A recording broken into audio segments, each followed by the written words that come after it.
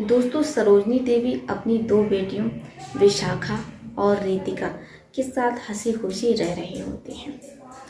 सरोजनी देवी के पति जो कि बैंक में कर्मचारी रहते हैं। अब ऐसे में पति जो कि सरकारी पद पर रहते हैं। इधर उनकी बड़ी बेटी विशाखा जिसकी शादी होने वाली रहती है। विशाखा को देखने के लिए लड़के वाले आते हैं। लड़के वाले एक नज़र में ही विशाखा को पसंद कर लेते हैं। सरोजनी देवी बहुत खुश होती हैं कि उनकी बेटी की अब शादी होने वाली है और लड़के वालों ने एक नज़र में उनकी बेटी विशाखा को पसंद कर लिया है। शादी की तारीख भी तय हो जाती है। बारात दरवाजे पर पहुंचती है। दुल्हन विदा होकर के अब अपने पति के घर जाने वाली रहती है, लेकिन तभी सरोजनी देवी के मोबाइल पर फ़ोन आता है तो सरोजनी देवी का जीवन उजड़ जाता है, क्योंकि उनके पति का देहांत हो जाता है कि एक कार एक्सीडेंट में मौत हो जाती है। जैसे ही परिवार ये सुनता है तो उसे यकीन नहीं होता है।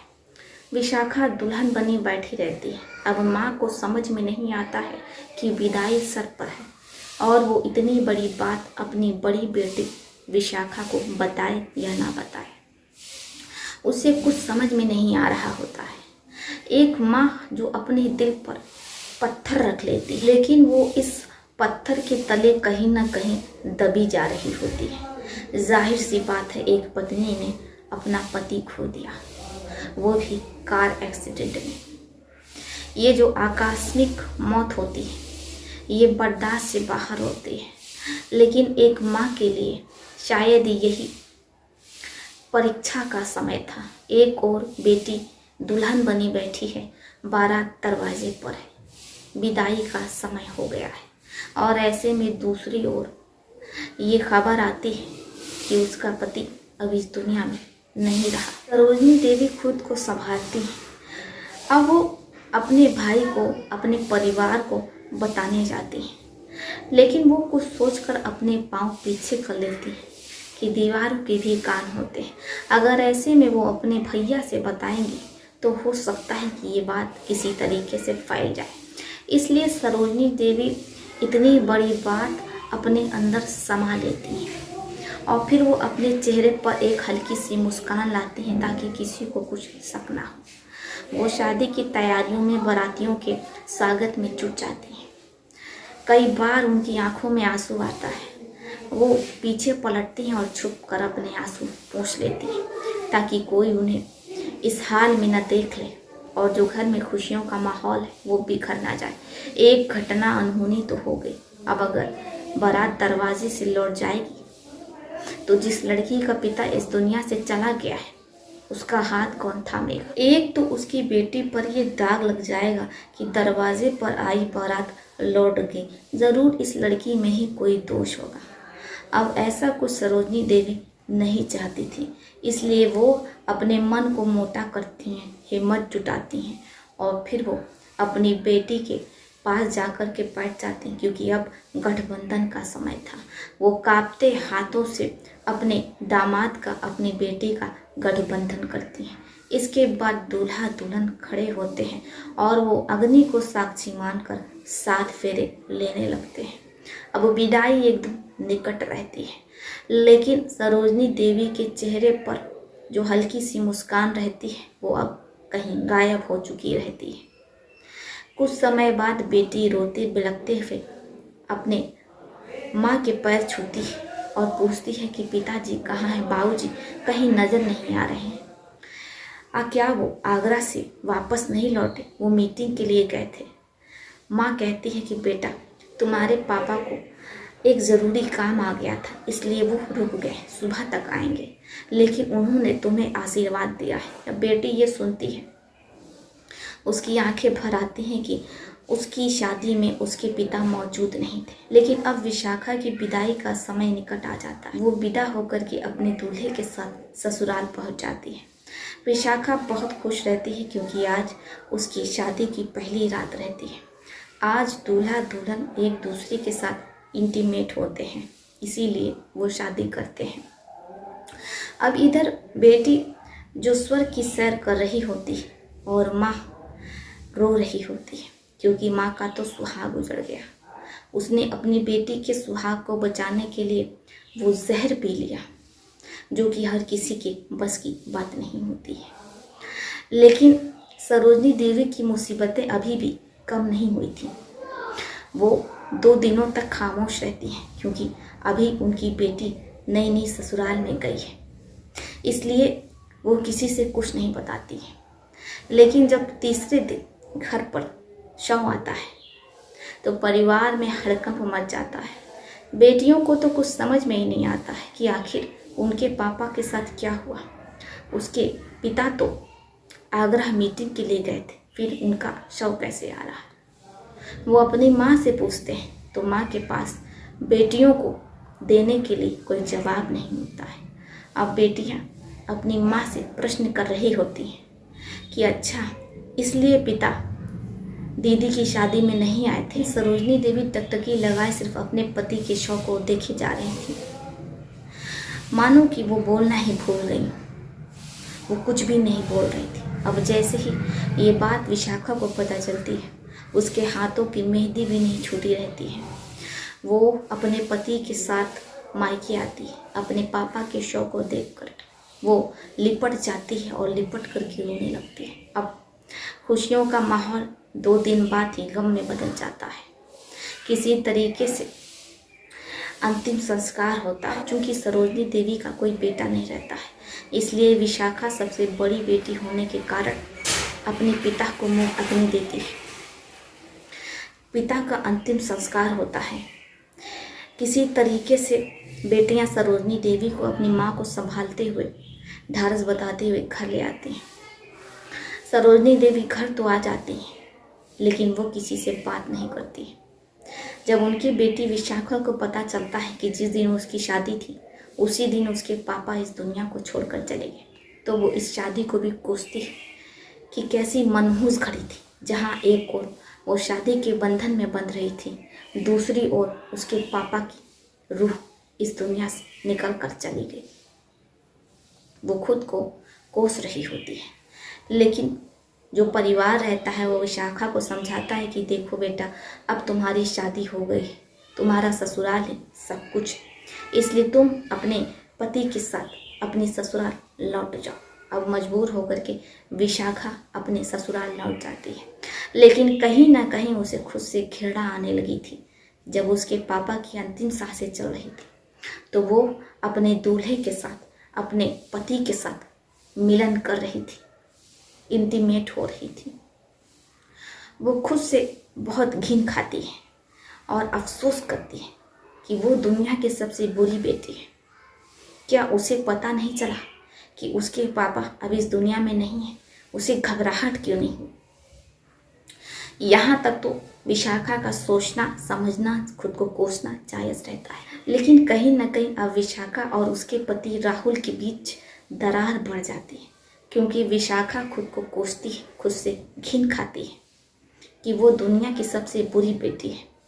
अब विशाखा और राहुल के रिश्ते में दरार इतनी मोटी हो जाती है कि जिसे भर पाना इतना आसान नहीं होता है। अब राहुल भी विशाखा से तंग आ जाता है। वो विशाखा से कहता है कि जो होना था सो हो गया, लेकिन विशाखा अपने पापा को भूल नहीं पाती है। वो राहुल से कहती है कि अगर तुम्हारे पिता का या माँ का देहांत होता तो फिर क्या तब भी तुम हमारे साथ ये सब कुछ करते? क्योंकि राहुल जो कि हर रात विशाखा के साथ वो सब कुछ करने की कोशिश करता। विशाखा कहती कि देखो, मेरे पिता का देहांत हो गया है, मुझे संभलने के लिए कुछ समय चाहिए। लेकिन राहुल विशाखा की एक नहीं सुनता, क्योंकि उसके तो मम्मी पापा जिंदा थे। वो अपनी दुल्हन को समझने की कोशिश नहीं करता। इधर विशाखा तंग आ जाती है अपने पति राहुल से, इसलिए वो एक दिन अपने पति पर भड़क पड़ती है और बात मारपीट तक पहुंच जाती है। पति और पत्नी में अच्छे से एक दूसरे की धुलैया होती है। फिर इसके बाद विशाखा अपने पति के मुंह पर तलाक लेकर वहाँ से चली आती है। अब जैसे सरोजनी देवी देखते हैं कि उनकी बेटी तो उनके घर वापस आ गई है, वो अपनी बेटी से पूछती कि बेटा, तुम्हें तो अपने पति के घर आना चाहिए। विशाखा कहती कि मम्मी, आपका सुहाग उजड़ गया है। और जब मेरा सुहाग बस रहा था तब मेरे पापा की अंतिम सांसें चल रही थी और मैं अपने पति के साथ, दूल्हे के साथ वो सब कुछ कर रही थी जिसके लिए आपने मेरी शादी करवाई थी और मैंने शादी की थी। माँ अपनी बेटी को समझाती है कि बेटा यही तो समाज है, यही तो दुनिया है। क्या हुआ तुम्हारे पिता इस दुनिया से चले गए, कल को मैं भी चली जाऊंगी। तुम समाज में देखो, किसी की भी माता पिता का देहांत हो जाता है या बहन भाई का हो जाता है तो फिर वो लोग उसके तीसरे चौथे 10 दिन बाद शादी करते हैं और फिर वो अपने पति के साथ रंगलरियाँ मनाते हैं। यही कड़वा सच है। विशाखा कहती है कि लेकिन माँ, मैं उन लड़कियों में से नहीं। इतने बुरे समय में मुझसे ये सब नहीं हो पाएगा क्योंकि मेरे पिता का देहांत हुआ, मेरे दूल्हे के पिता का नहीं हुआ, इसलिए वो तो मज़ा ही चाहेगा। मैं ऐसा नहीं कर सकती, मैं बाकी लड़कियों की तरह नहीं। जब माँ ये सुनती हैं तो बेटी को बहुत समझाते हैं, लेकिन विशाखा अपनी माँ की एक नहीं सुनती है। अब सरोजनी देवी, जिन्हें कुछ समझ में नहीं आता है कि वो करे तो क्या करे, क्योंकि एक उनके पति थे घर में केवल अकेले कमाने वाले। अब ऐसे में विशाखा भी तलाक लेकर के घर आ जाती है। अभी उनकी एक और बेटी रितिका बैठी हुई है शादी के लिए, वो करें तो क्या करें। अब उन्हें कुछ समझ में नहीं आता है, इसलिए वो एक ईंटे के भट्टे पर काम करना शुरू कर देती है।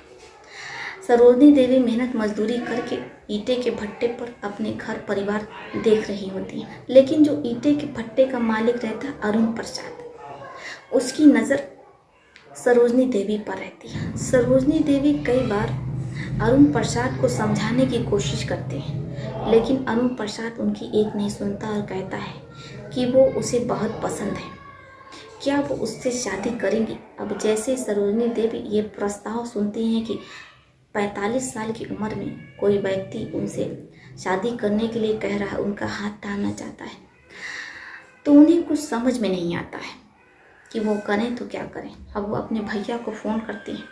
जैसे ही सरोजनी देवी के भैया ये सुनते हैं तो कहते हैं कि ठीक है, भट्टे का मालिक अरुण प्रसाद तुमसे शादी करना चाहता है, तो फिर मैं उससे बात कर लेता हूँ, पहले पता करता हूँ कि वो कैसा है, क्या चाहता है, तुम्हारे लिए सही है या नहीं। इसके बाद सरोजनी देवी के भाई घर पर आते हैं और वो ईंटे के भट्टे पर जाते हैं, अरुण प्रसाद से बातचीत करते हैं। सरोजनी देवी के भैया मोहन को अरुण प्रसाद का स्वभाव अच्छा लगता है, इसलिए वो अपनी दीदी का हाथ अरुण प्रसाद के हाथ में दे देते हैं, क्योंकि अरुण प्रसाद जो कि पूरे भट्टे का मालिक रहता है, गांव में उसके 3-4 ईंटे के भट्टे चलते हैं, इसलिए उसे लगता है कि जीजा जी का देहांत हो गया है। ऐसे में अभी उसकी दीदी की उम्र ही क्या है, उनका घर बस जाएगा, उनकी दोनों बेटियों की शादी भी अच्छे से हो जाएगी, क्योंकि विशाखा का तो तलाक हो गया है। अब ऐसे में वो अपनी दीदी को आकर के बताता है कि देखिए दीदी, अरुण प्रसाद आपके लिए बिल्कुल सही है, क्योंकि वो अच्छे खासे पैसे कमाते हैं, उनका गांव में कई भट्टा चल रहा है। जब सरोजनी देवी ये सुनते हैं कि उनके भैया मोहन को ये रिश्ता पसंद है तो वो हामी भर देती है। एक मंदिर में मोहन अपनी दीदी सरोजनी देवी और अरुण प्रसाद को लेकर के जाता है, पंडित के सामने उन दोनों की शादी करवा देता है। इसके बाद सरोजनी देवी अपनी दोनों बेटियां निकिता और विशाखा को लेकर के अरुण प्रसाद के घर पर रहने लगती हैं। वो अरुण प्रसाद के साथ बहुत खुश रहती हैं, क्योंकि अरुण प्रसाद के कोठी में यानी कि उसके बंगले में किसी चीज़ की कोई कमी नहीं रहती है। इतना बड़ा बंगला रहता है कि सरोजनी देवी देख करके दंग रह जाती। अब उन्हें ईंटे के भट्टे पर काम भी नहीं करना पड़ता है, वो रानी महारानियों की तरह रह रही होती हैं। इधर बेटियां भी अपने सौतेले पिता अरुण प्रसाद से बहुत खुश रहती हैं, क्योंकि अरुण प्रसाद उन्हें किसी चीज़ की कोई कमी नहीं रखता है। लेकिन जैसे जैसे समय बीतता है, अरुण प्रसाद की सच्चाई सामने आती है तो सरोजनी देवी माथा पकड़ करके बैठ जाती हैं और वो अपने भैया मोहन को फ़ोन लगाती हैं। कहती हैं कि भैया मोहन, तुमने तो कहा था कि अरुण प्रसाद बिल्कुल सही व्यक्ति है, लेकिन वो तो पीने का आदी है। जब भी वो भट्टे से पैसे वसूल करके वापस लौटते हैं तो कई बोतल अपने साथ लेकर के आते हैं और पूरी रात पी करके धुत रहते। हम उन्हें कई बार मना करने की कोशिश की लेकिन उन्होंने मुझ पर हाथ छोड़ दिया। अब आप ही बताइए कि मैं क्या करूं। मोहन अपनी दीदी को समझाता और कहता है कि देखो दीदी, अब जो भी हैं वही तुम्हारे स्वामी हैं और तुम्हें ही अब अरुण प्रसाद के घर की देख रेख करनी। सरोजनी देवी को भी लगता है कि उसका भैया मोहन बिल्कुल सही कह रहा है, इसलिए वो अब अपने पति की सेवा में लग जाते हैं क्योंकि पति तो स्वामी होता है। यहाँ तक सब कुछ बिल्कुल ठीक रहता है, लेकिन एक रात सरोजनी देवी जब गहरी नींद में होती हैं तभी उनके कानों में उनकी बेटी विशाखा की आवाज़ आती है। वो दौड़ते हुए आंगन में पहुँचती हैं तो जो मंजर अपनी आंखों से देखती हैं उन्हें यकीन नहीं होता है, क्योंकि अरुण प्रसाद विशाखा का हाथ पकड़े हुए और विशाखा अपना हाथ छुड़ाने की कोशिश कर रहे, लेकिन अरुण प्रसाद भद्दी भद्दी गालियां दे रहा है और विशाखा के साथ छेड़खानी करने की कोशिश कर रहा है। जैसे ही सरोजनी देवी ये देखती हैं तो वो अरुण प्रसाद के पास पहुंचती हैं और कहती हैं कि आखिर आप ये क्या कर रहे हैं। अरुण प्रसाद जो कि इतना पी रखा था, उसे होश ही नहीं रहता, उसे कुछ समझ में ही नहीं आता है कि वो क्या कर रहा है, क्या बोल रहा है। शोर शराबा सुन करके गाँव वाले आ जाते हैं। जब गाँव वाले आते हैं तो वो अरुण प्रसाद को अच्छे से धुन देते हैं। जब सुबह अरुण प्रसाद को होश आता है कि उसने विशाखा के साथ क्या किया है तो वो विशाखा से, परिवार से बहुत माफ़ी मांगता है। अब मोहन भी वहाँ पहुँच जाता है। वो अपनी दीदी से कहता है कि ठीक है दीदी, एक मौका और दीजिए आप अपने स्वामी को, अपने पति को। अब अपने भैया मोहन के कहने पर ना चाहते हुए भी सरोजनी देवी अपने पति को एक मौका देती हैं, लेकिन अरुण प्रसाद का ये अब रोज़ का हो गया था। वो रोज़ इतना पीता कि अपना होश खो देता, आपे से बाहर हो जाता। कभी गांव की लड़कियों के साथ तो कभी विशाखा और रितिका के साथ वो बदतमीजी करने की कोशिश करता। अब सरोजनी देवी बहुत ज़्यादा परेशान हो जाती हैं, क्योंकि जो उसका पति है अरुण प्रसाद, वो तो होश में नहीं रहता है। जैसे ही वो अपना होश खोता है तो वो रिश्तों की मान मर्यादा को तार करने पर उतर जाता है। इसलिए विशाखा देवी जो अपनी बेटियों की भलाई चाहती, वो अपनी बेटी विशाखा और रितिका को वहाँ से लेकर के बॉम्बे चली जाती हैं और वहाँ पर शिफ्ट हो जाती हैं। अपना नंबर भी बदल देती हैं। विशाखा और रितिका अपनी मम्मी सरोजनी देवी के साथ हंसी खुशी मुंबई में रह रही हैं। वो दोनों जॉब करती हैं और अपनी मम्मी की देखरेख करती हैं। आशा करते हैं दोस्तों कि आपको ये कहानी बेहद पसंद आई होगी। क्या एक माँ सरोजनी देवी ने जो कुछ भी अपनी बेटियों के हित के लिए किया वो कहाँ तक सही था? आप लोग अपनी राय हमें कमेंट बॉक्स में लिख सकते हैं। क्या सरोजनी देवी को दूसरी शादी करनी चाहिए थी ईंटे के भट्टे के मालिक अरुण प्रसाद के साथ? आप लोग कमेंट में लिखिएगा ज़रूर। तो चलिए फिर चलती हूँ, मिलती हूँ आपसे किसी और कहानी में। तब तक के लिए आप अपने परिवार का ध्यान रखिए। आदाब, नमस्कार।